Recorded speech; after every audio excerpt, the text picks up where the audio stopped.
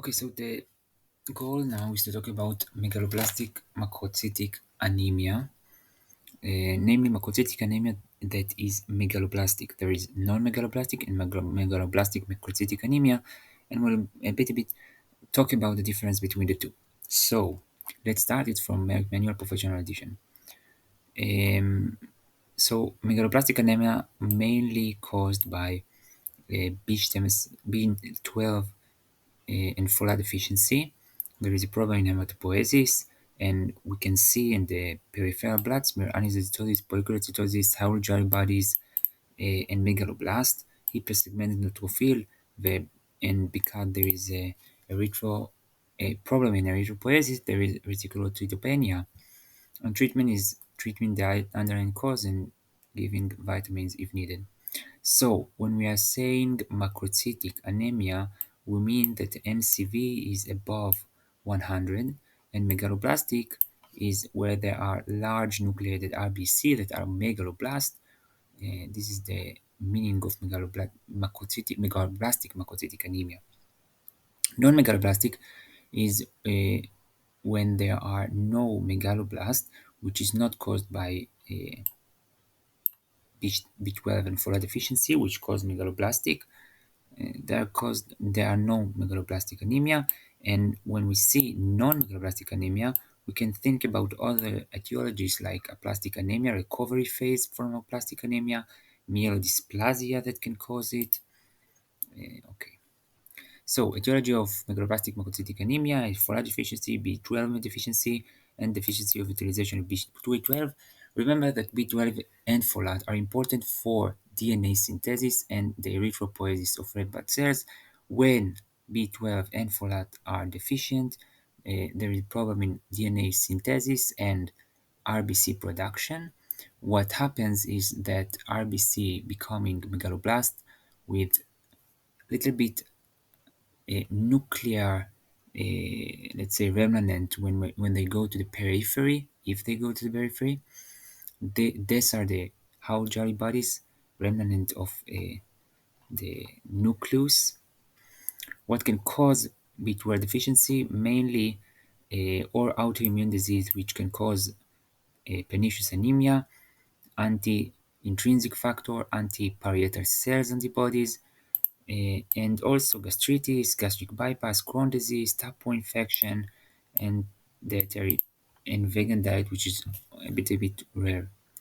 So there is something that Merck doesn't mention, which is quite important, and it's important to remember that oral contraceptive pills, especially the combined or what is especially combined oral contraceptive pills, can cause reduction in B12 values in a false negative, a false, let's say, false positive manner for B12 deficiency. Harrison talks about it. There is also research in BMJ which talk about it. Many places talk about it, but the Merck manual doesn't, which said that healthy young women who take oral contraceptive pills, combined especially oral contraceptive pills, can have false positive, namely false B12 deficiency when there is no B12 deficiency. And because of this, when someone takes oral contraceptive pills, you need to be aware of it, but not to forget that it may take oral contraceptive. Let's say the patient can take oral contraceptive pills. She may take oral contraceptive pills, yet she may has other problem like Crohn's disease. So don't be confused. But remember that oral contraceptive pills can cause not real reduction in B12 values. But other things, like you can see here, or celiac, or other things that can cause folate deficiency, can cause the deficiency in the vitamins. This is for B12, and this is for folate deficiency. Okay, so pathophysiology is erythropoiesis deficiency. Uh, Also, leukopenia and thrombocytopenia can develop in macrocytic anemia in B12 deficiency. So we need to remember this, not just the red blood cells can be damaged, but also the Neutrophils, the white blood cells, and the platelets. Thrombocytopenia can also develop.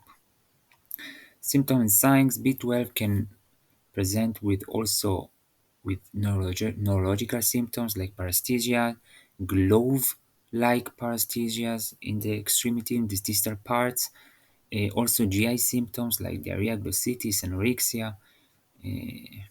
Okay, and the symptoms of anemia, of course. So diagnosis is anemia, which is macrocytic, namely MCV above 100, anisocytosis, namely the size of the RBCs are different, meaning that the RDW will be high, hypersegmented neutrophils in the peripheral blood smear, whole gel bodies that can be seen in the red blood cells, a poikilocytosis, namely variation in the RBC size, and anisocytosis, which represented by RDW, which is higher, megaloblasts that may be seen. These are the main characteristics of megaloblastic anemia in the complete blood count. Uh, there can be also concordant iron deficiency or thalassemia, which may cause the MCV not to be macrocytic. So you need to put that in mind. RDW is high, our joint bodies are common, reticulopenia is present, reticulocytopenia is present because there is problem in the production of RBCs. Okay, so these are the values which Meg talks about. B12 under 200, folate under 2. Okay, I won't get into it too much.